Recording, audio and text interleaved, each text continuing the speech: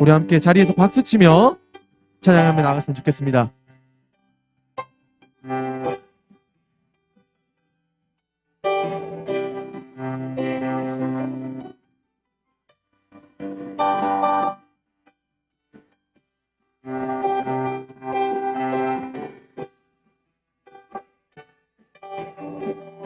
우리 찬양하며 나갑니다. 주가 지으신 날에, 주가 지으신 주의 날에 우리 다 함께 기쁨으로 즐거워하며 주께 나가세. 여호와는 빛과 구원, 여호와는 내 빛과 구원, 하나님은 내 힘과 방패, 내 영혼이 주를 기뻐하네. 할렐루야. 하신 주의 날에 우리 다 함께 기쁨으로 즐거워하며 주께 나가세.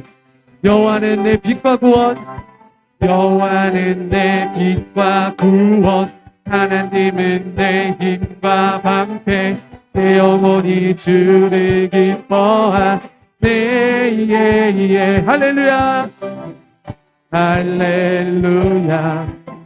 선하고 인자하신 하나님, 이 구원의 기쁨 감출 수 없네. 할렐루야. 할렐루야. 모든 전쟁을 승리하시와 이 승리의 노래 멈출 수 없네. 기뻐 기뻐 기쁨으로 노래하네. 노래해. 나를 구원하신 주 생명 주셨네. 기뻐 기뻐 기쁨으로 춤을 추네. 춤추네. 승리하신 나의 왕 다스리시네.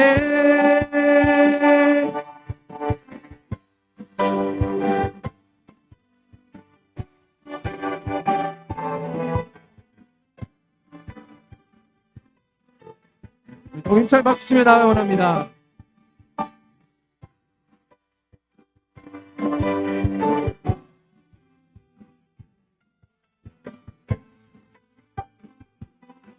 우리 더욱 간절히 고백하며 나가기 원합니다. 할렐루야. 할렐루야. 선하고 인자하신 하나님, 이 구원의 기쁨 감출 수 없네. 할렐루야. 할렐루야.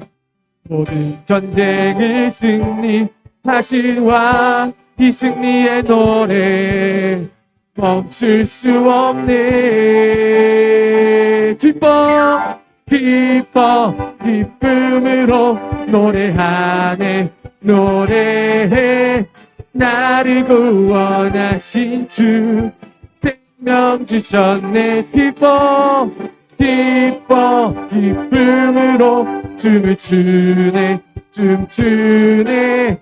승리하신 왕의 왕 다스리시네. 기뻐 기뻐 기쁨으로 노래하네. 노래해. 나를 구원하신 주 생명 주. 우리 마지막으로 기뻐 기뻐 기쁨으로 춤을 추네. 춤추네. 승리하신 왕의 왕 다스리시네. 기뻐해 기뻐해.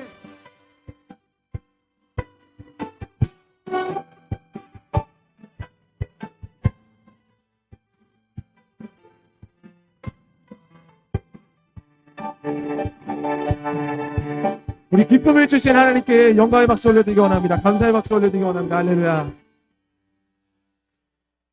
기뻐하며 우리 희망에, 정말 주님께 희망을 바라며 함께 찬양하며 계속 나가도록 하겠습니다.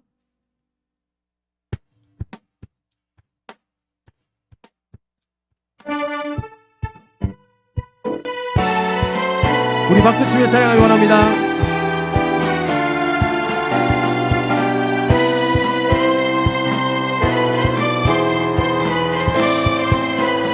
감사드리세 감사드리세 우리 주께 크신 사랑 베푸셨네. 찬양 드리세 어린 양께 영원히. 우리 한 번 더 찬양하겠습니다. 감사드리세 감사드리세 우리 주께 크신 사랑 베푸셨네. 찬양 드리세 어린 양께 영원히. 고백하며 나갑니다. 감사해 감사해 고통과 눈물 없는 곳 열어주시리. 감사해 감사해 모든 만물 새롭게 되는 그날 주시리. 그날에 열방과 모든 민족들 주 찬양하리. 새하늘과 새 땅에 그날 기뻐 노래하리. 한 번 더 찬양합니다. 감사드리세 감사드리세 우리 주께 크신 사랑 베푸셨네. 찬양 드리세 어린 양께 영원히. 감사드리세 감사드리세 우리 주께 크신 사랑 베푸셨네. 찬양 드리세 어린 양께 영원히. 감사해 감사해 고통과 눈물 없는 곳 열어주시리. 감사해 모든 만물 새롭게 되는 그날 주시리. 그날에 열방과 모든 민족들 주 찬양하리. 새하늘과 새 땅에 그날 기뻐 노래하리. 감사해 감사해 고통과 눈물 없는 곳 열어주시리. 감사해 감사해 모든 만물 새롭게 되는 그날 주시리. 그날에 열방과 모든 민족들 주 찬양하리. 새하늘과 새 땅에 그날 새하늘과 새 땅에 그날. 우리 마지막 한 번 더. 새하늘과 새 땅에 그날 기뻐 노래하리. 우리 기쁨을 주시고 희망을 주신 하나님께 다시 한번 영광의 박수 올려드리기 원합니다. 할렐루야.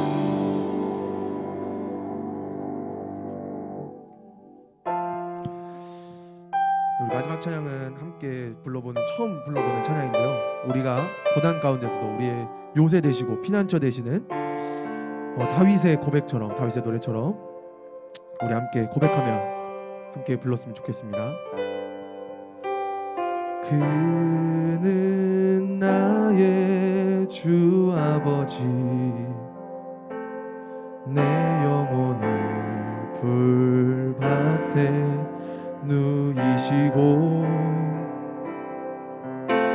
새와 나무의 노래로 내 맘을 위로하여 주시네.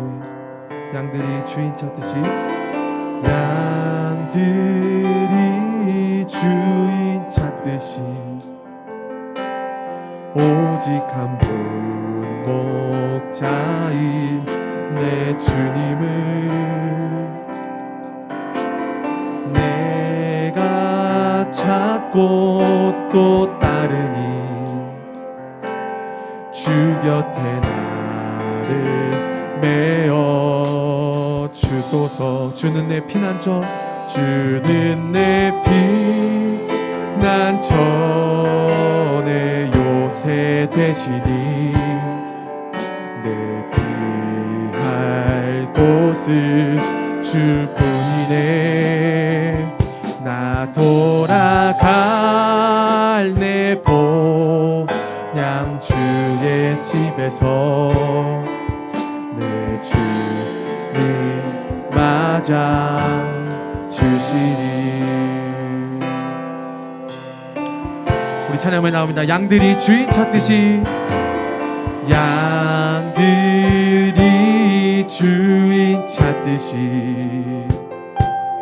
오직 한 분 목자이 내 주님을 내가 찾고 또 따르니 주 곁에 나를 메어 주소서. 주는 내 피난처, 주는 내 피난처, 내 요새 되시니 내 피할 곳은 주뿐이네. 나 돌아갈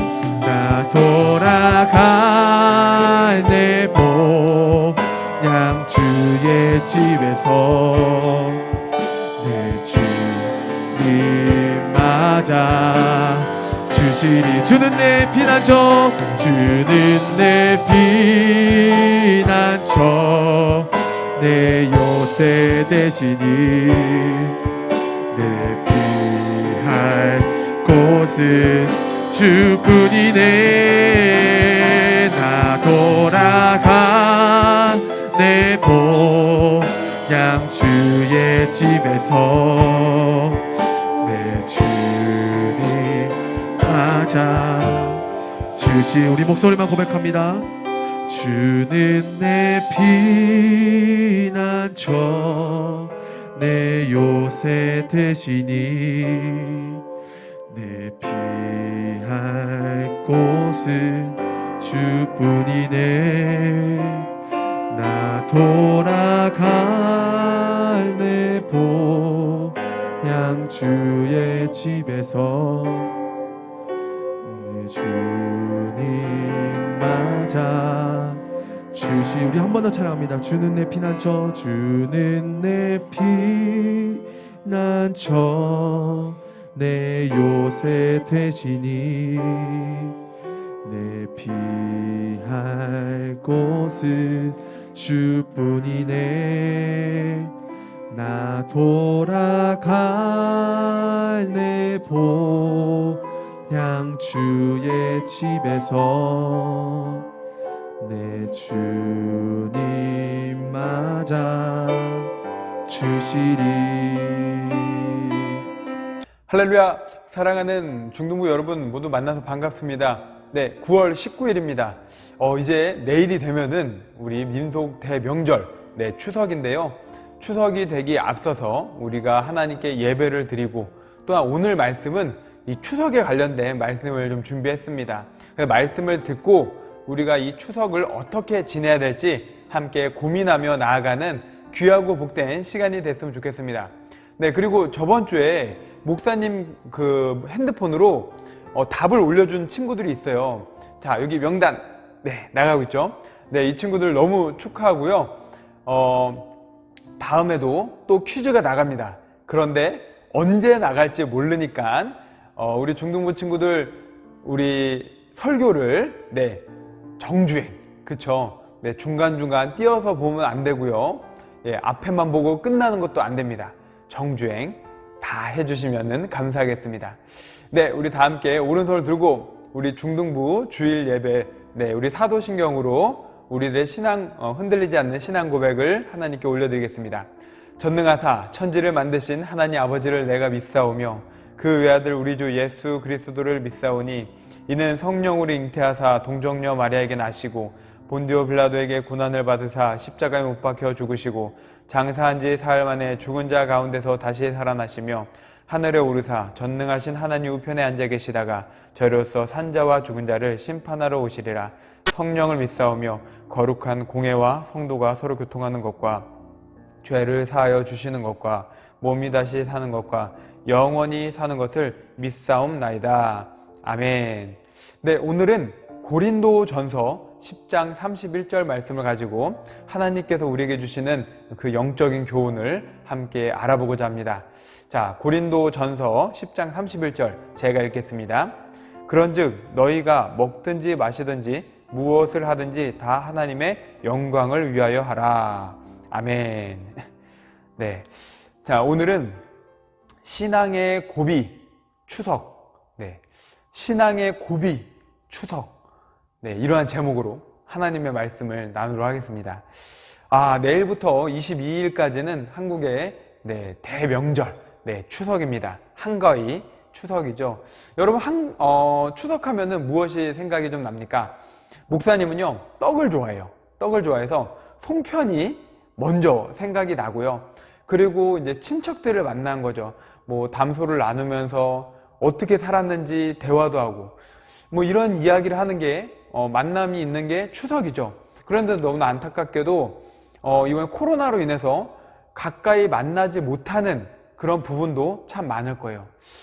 그런데 그 속에서도 다 같이 한 자리에 모이지 못하더라도 할아버지 할머니를 만난다든지 친척만 만나든지 이렇게 모임을 가질 수 있는데요.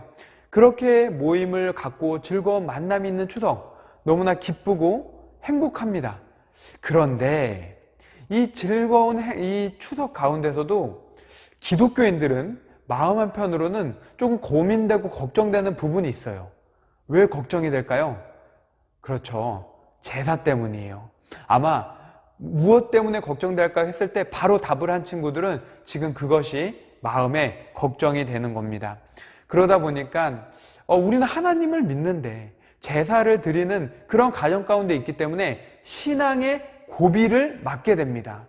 넘어가야 될 산인데 넘어가지 못하고 너무 괴로워하고 힘들어하는 그 걱정에 있는 그 고비, 기독교인에게서는 추석이 때로는 엄청난 고비가 될 수 있죠. 그래서 오늘은 추석 가운데 우리 기독교인들에게 있어서 다가오는 여러 가지 고비와 여러 가지 걱정들이 있는데, 그렇다면 그거를 어떻게 풀어나가고 어떻게 감당해야 되는지를 말씀을 통해서 함께 알아보고자 합니다. 오늘 주시는 말씀을 통해서 우리가 추석을 다시 한번 생각할 때 단순히 친척을 만나고 즐거운 어떤 모임 이 정도가 아니라 하나님께서 추석을 통해서 무엇을 얻기를 원하시는가, 하나님께서 무엇을 바라시는지를 우리가 함께 알아보았으면 좋겠습니다. 네, 추석에 있어서 가장 첫 번째 넘버 원이죠. 가장 고민되는 게 뭐냐 물어보면은 아마 대부분 제사라고 할 겁니다. 제사.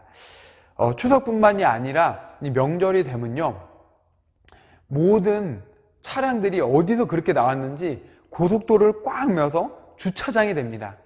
그렇게까지 해서 그 할아버지 할머니 댁에 가는 이유가 뭘까요? 네, 거의 대부분이 제사 때문이라는 거죠. 이 제사라는 거는 유교 사상으로부터 내려오게 된 거예요. 그런데 아이러니하게도 유교에는요, 영생법, 그러니까 죽음 후 사후 세계에 대한 그런 가르침이 없습니다. 여러분, 유교의 그 가르침에 보면요, 이 육신과 혼, 이 두 가지가 나눠지게 되는 걸 알게 되는데, 사람이 죽게 되면 이 육신은 어떻게 되냐? 흙으로 돌아간다고 하고, 혼은 공중에서 사라져 버린다고 합니다. 네, 기독교하고는 다르죠. 네, 혼은 사라져 버린대요. 그래서 결국에는 그 자신, 죽음을 맞이한 자신은 영영 더 이상 세상 어디에도 존재하지 않고 사라져 버린다. 이것이 유교의 가르침이에요. 그런데 인간은요, 어느 누구나 갖고 있는 욕망이 뭐냐면은 오래 살고 영원히 사는 걸 원해요. 영생이란 걸 원해요. 그렇기 때문에 이 유교에서도 영생에 대한 그 가르침이 정확히 없다 보니까 이거에 대해서 사람들이 간접적으로 영생하는 방법을 개발을 합니다. 그 개발이 뭐냐? 그것이 곧 제사다. 이렇게 가르쳐 주고 있어요. 그러니 이 제사를 통해서 부모가 비록 죽었지만 영생하게 된다라는 것을 말하기 때문에 제사는 너무나 중요한 것으로 우리나라에 전해지고 있습니다. 부모의 제사를 지내지 않는다. 그러면 그 자녀는 어떤 사람일까요? 네, 영원히 부모랑 그냥 끊어서 연을 끊고 안 보겠다라, 이렇게 생각을 할 수 있다라는 거예요. 그래서 부모의 제사를 지내지 않는다는 것은 부모를 영생하지 못하게 만드는 사람일 뿐더러 죽은 부모가 지금 현재 살아있는 자녀들을 지켜주거나 인도해주거나 그런 어떤 복을 가져다 주는 그 길도 막아버리는, 잘라버리는 이런 사람이 된다라는 거예요. 또한 이 조선시대부터 지금 대한민국 이르기까지 남아선호 사상이 되게 중요했죠. 그 이유도 이 목사님 말한 이 영생에 관련된 이 부분이 지배적입니다.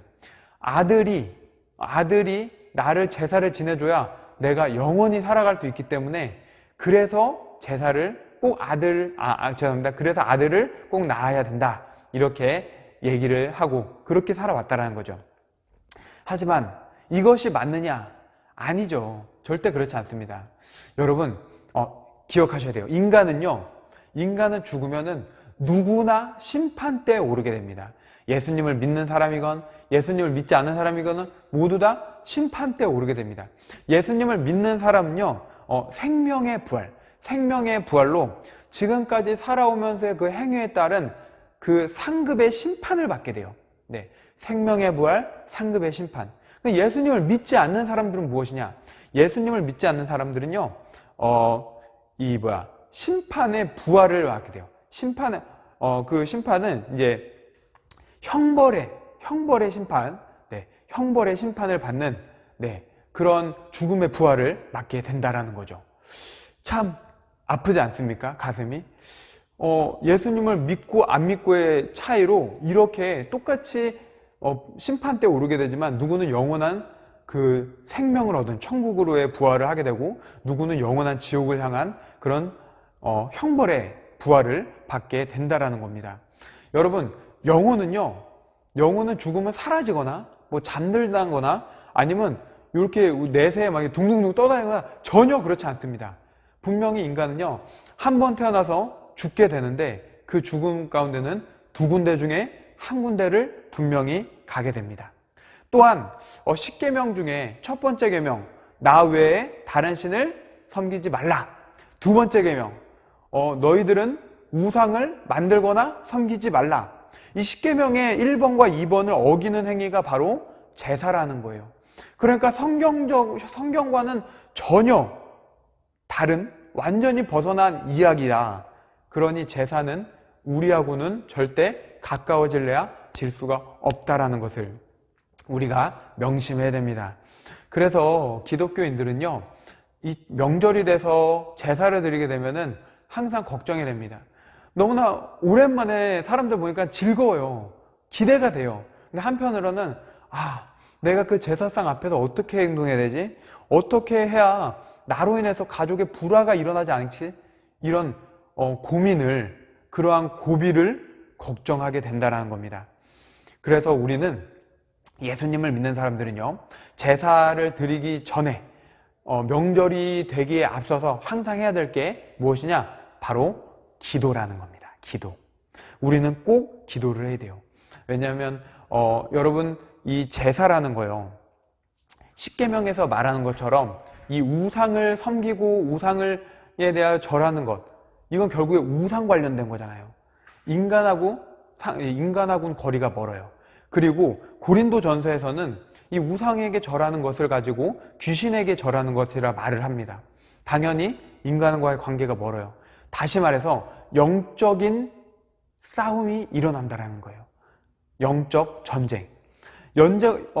제사가 일어나는 곳은 결국에는 영적 전쟁터입니다. 우리의 어떤 어떠한 방법, 아니면 우리 부모님이 예수님을 믿는다고 해서 그 시간을 잘 도망칠 수 있다, 피할 수 있다, 이건 너무나 안타깝고도 어리석은 생각이에요. 왜냐하면 인간 대 인간의 싸움이 아니라 영과 영의 싸움이니, 그러니 당연히 예수님을 믿는 사람에게도 어려움과 아픔과 고비가 찾아온다라는 거예요. 인간의 꾀로 해결되지 못합니다. 그러니 어떡합니까? 우리는 성령님을 의지해야 돼요. 성령 하나님을 간절히 의지하고 바라볼 때 주께서 우리에게 지혜를 주시고 피할 길을 허락하셔서 이 모든 상황을 우리 생각을 뛰어넘는 상상 초월의 방법으로 해결해 주심을 믿으시기 바랍니다. 그래서 우리는 무엇을 해야 된다? 기도를 해야 된다. 할렐루야. 그렇습니다. 우리는 제사의 명절에 앞서서 기도로 준비를 하는 자들이 되어야 됩니다. 그렇다면은 조금 더 깊게 들어볼까요? 제사를 어쩔 수 없이 드려야 돼요. 부모님들이 다 이제 신앙이 없으시고 나만 신앙이 있어서, 아니면 대가족이 모이게 됐는데, 몇 가정이 모였는데 그때 큰 아버지가 제사를 강조하셔서 어쩔 수 없이 제사를 드려요. 저희 집이 그랬어요. 목사님 집이. 그래서 목사님이 초등학교 때 중학교 때까지 제사를 드렸었는데, 그러면 그때 우리는 절을 해야 되는 걱정이 있는데 이건 어떻게 될까요? 절 어떻게 하면은 좋겠습니까? 자, 기독교인은 절을 해서는 안 됩니다. 기독교인은 절대 절을 해서는 안 됩니다. 왜냐하면 기독교는요, 오직 여호와 하나님 한 분만을 섬기는 것이고, 기독교인은 어떤 우상 앞에서도, 살아있는 존재가 아닌 앞에서는 절대 절을 해서는 안 되기 때문이라는 거예요. 자, 그러면 무엇을 하죠? 그 앞에 가서 조용히 두 손을 모으고 고개를 숙이고 묵념, 묵상 기도를 한다라는 것입니다. 그때 느껴집니다. 딱 멀리서 묵상 기도하고 있는데 저기 멀리서 느껴져요. 쟤 뭐야? 그쵸? 그 눈총, 따가운 눈총이 막 느껴져요. 크게 말하는 사람들도 있어요. 어디서 제사상 앞에서 묵념하고 있어, 이렇게 말할 수도 있어요. 목사님이 경험을 해서 알고 있습니다. 그러면 마음이 상해요. 저도 상하고 말한 사람도 상하고 그 분위기가 너무나 험상궂어지고 조롱이 올 수도 있고 비난이 올 수도 있습니다. 하지만 목사님이 이렇게 말하고 싶어요. 그때 그 모습을 끝까지 참고 인내하고 받아들이는 자, 끝까지 고개를 숙이고 묵상기도 하는 자, 그 자에는 하나님께서 지켜보신다라는 거예요. 하나님께서 그 신앙의 순수성을 끝까지 지켜보시고 그를 붙들어 주심을 믿으시기 바랍니다. 그래서 우리는 우상 앞에 절대 절해서는 안 된다라는 거, 이 점 기억하시기 바랍니다. 자, 다음 문제입니다. 그 다음 문제는 뭐냐? 음식에 관련된 거예요. 음식. 성경을 보면요, 구약 성경에 제사상에 올라간 음식은 먹으면 안 된다라고요. 왜냐하면 그 우상에게 올려졌던 음식이기 때문에. 시편 106편 28절부터 29절에는 이런 말씀이 있습니다. 그들이 또 부올의 바알과 연합하여 죽은 자에게 제사한 음식을 먹어서 그 행위로 주를 경노하게 함으로써 재앙이 그들 중에 크게 유행하였도다. 아멘. 이 말씀처럼 하나님께서 제사한 음식을 극도로 싫어하십니다. 극도로 경노하셨다. 엄청나게 화를 내셨다라는 거죠. 그래서 제사 음식을 먹으면 안 돼, 이렇게 신약 시대 성도들은 그렇게 알았어요.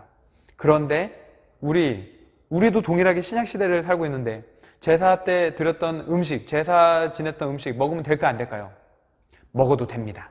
먹어도 됩니다. 왜 먹어도 될까요? 예수님께서요, 베드로에게 그 꿈을 허락하셔요. 그 베드로의 꿈속에서 환상을 보여주시는데, 유대인들은 먹어도 되는 음식하고 먹으면 안 되는 음식들이 있었죠.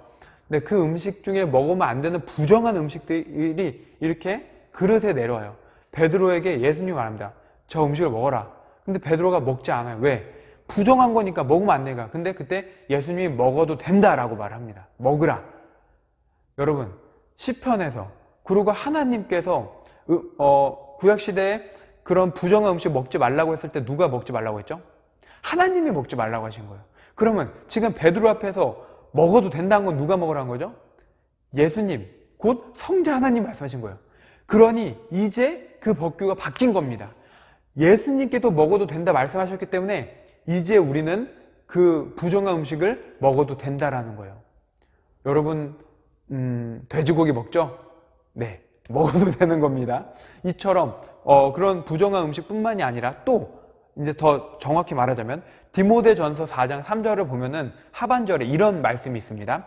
모든 음식은 하나님께서 지으신 바니 믿는 자들이나 진리를 아는 자들은 그것을 감사함으로 받으면 된다. 받으면 된다. 여러분, 이 말씀 뭡니까? 진리를 아는 자, 말씀을 정확히 아는 자들은 어떤 음식도 먹어도 돼요. 왜? 그 음식이 나의 구원과는 전혀 상관이 없기 때문이에요. 그 음식을 먹는다고 해서 나의 신앙이 바뀌거나 변절되거나 전혀 그렇지 않기 때문이에요. 음식은 음식일 뿐이다. 그러니 맛있게 먹으면 된다라는 거죠. 혹 성경에 보면 당시 고린도 교회 성도들 가운데서 제사상에 나온, 이제 그때 당시에 제사상에서 나왔던 우상들이 올렸던 음식들이 이제 그런 물건을 판매하는 시장에서 판매가 됐는데, 이걸 가지고 와서 먹다 보니까 믿음이 있는 사람들, 말씀을 정확히 아는 사람들은 막 먹는데, 말씀을 정확히 알지 못하고 이제 막 신앙이 들어가고 믿음이 약한 자들은 아니 저거는 먹으면 안 되는 음식인데 하는데 믿음이 좋은 사람들이 먹고 있으니까 혼란이 오는 거예요. 그럴 때 바울이 뭐라고 하냐, 믿음이 약한 자들을 위해서 믿음이 온전한 자들은 먹지 말아라, 이렇게 말을 했던 거지, 무조건 먹으면 안 된다 이렇게 말한 게 아니라는 거예요. 다시 돌아와서 제사상에 올린 음식 먹어도 된다 안 된다? 먹어도 된다. 네, 우리의 신앙과 우리의 구원과 전혀 관계가 없기 때문에 먹어도 됨을 여러분 기억하시고 그런 음식 걱정 안 하셔도 됩니다. 그런데 이제 여기에서 또 하나 더 싹 들어가면 이런 게 있죠. 지금은 많이 살아가는데요. 그럴 때가 있어요. 이제 추석이 되니까 너무 많은 사람들이 모이잖아요. 이때 어르신들 중에 이런 분들 계시죠. 아, 술은 어른한테 배워야 돼. 이런 분들이 있어요. 그러면서 이제 술을 학생들에게 권할 때가 있죠. 자, 그러면은 어떻게 될까요? 네, 그냥 안 먹으면 됩니다. 여타 그냥 어떤 조건을 두지 말고, 어떤 이야기 두지 말고, 말씀 두지 말고, 일단은 그냥 드시지 마십시오. 여러분, 중학생이 술 먹는 거 맞습니까? 어른한테 배워야 된다는 거면 당연히 그분은 신앙이 생활을 안 하시겠죠? 그러겠죠? 아니면은 아직 믿음이 약한 분이거나, 술은 먹으면 절대 안 됩니다. 왜?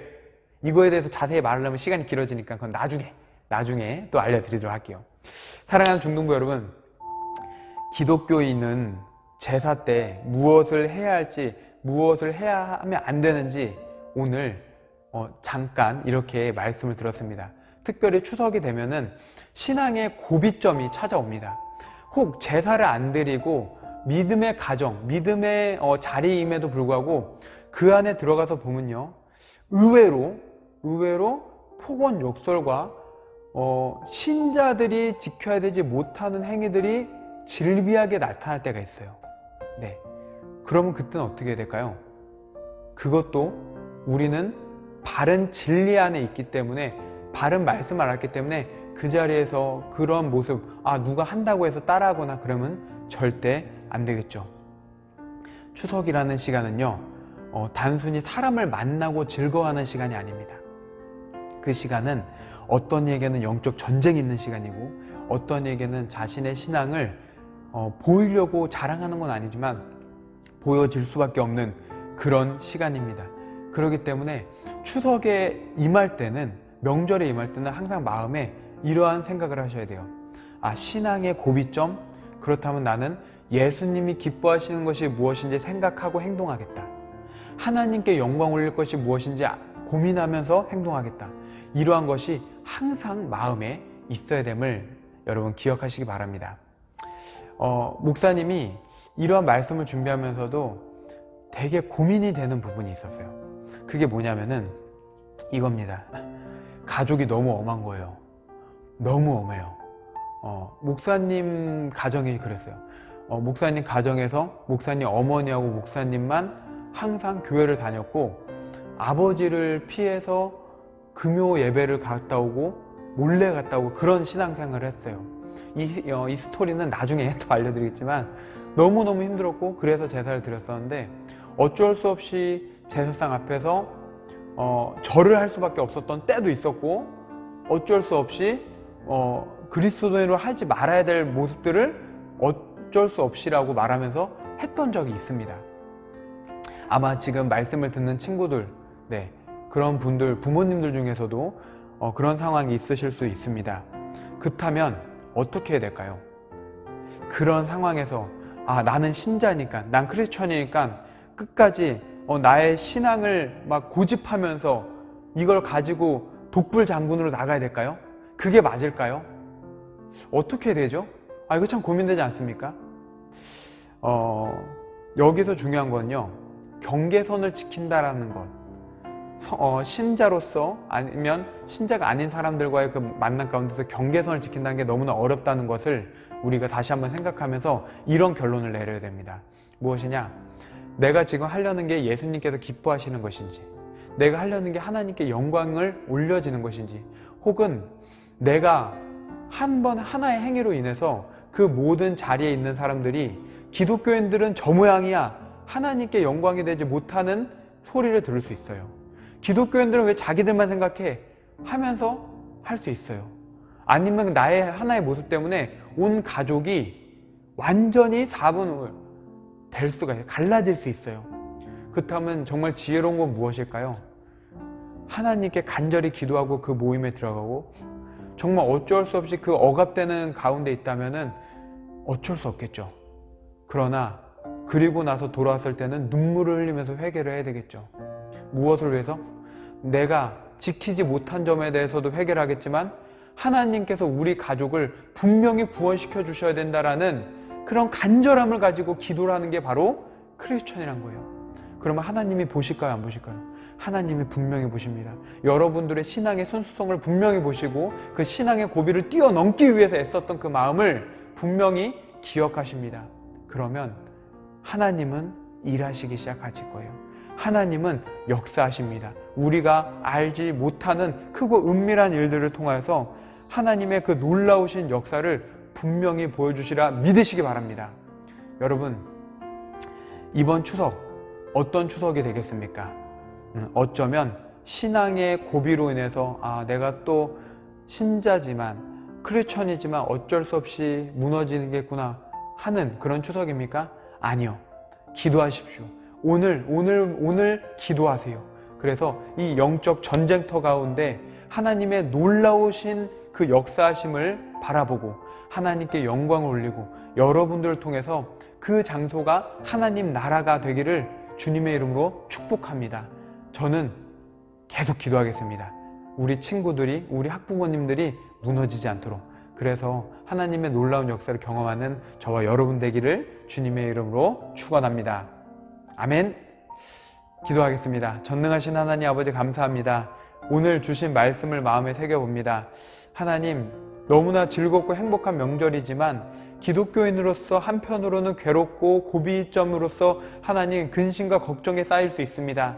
이때 우리가 무엇을 해야 되겠습니까? 어떻게 해야지 라기보다는 하나님께 도움을 요청하며 간절히 기도하는 우리 중등부가 되게 하시고, 혹 정말 그 경계선을 지키지 못하고 내가 무너지게 된다면 다시금 하나님 무릎 꿇어 회개하고 돌이키며 그 가정이 하나님을 위한 가정, 하나님 나라의 확장이 일으키는 그 놀라운 역사를 경험케 해달라고 기도하는 하나님, 우리 성도들이 될 수 있도록, 우리 중등부 친구들이 될 수 있도록 주여 붙들어 주시옵소서. 하나님, 온전히 주님밖에 안 계십니다. 주님을 의지하고 주님을 바라보지 않으면 이러한 영적 전쟁터에서 하나님 승리할 수 없음을 알고 있사오니 주여 이 믿음 가지고 하나님 이번 20일부터 22일까지 있는 하나님 그 믿음의 여정 모두 다 승리하여 가나안 땅에 입성하였던 그런 이스라엘 백성들처럼 하나님의 놀라운 역사를 경험하는 우리 왕성의 중등부 모든 이들 될 수 있도록 주여 책임져 주시옵소서. 이제는 죄와 죽음에서 우리를 구원하신 예수 그리스도의 은혜와 하나님의 무한하신 사랑과 성령님의 내주 감화 감동 교통하심이 오늘 주신 말씀을 마음에 새기며 추석 이 영적 전쟁터 신앙의 고비 가운데 하나님의 말씀과 그리스천임을 다짐하며 신앙의 그 놀라운 기념비를 각 가정에 세우게 될 우리 중등부 학생들과 학부모님들과 예배자들, 그들의 앞날 인생 위에, 또한 이번 추석으로 인해서 함께 만나는 모든 가족들 머리 위에 이제로부터 영원토록 함께 있을지어다. 아멘.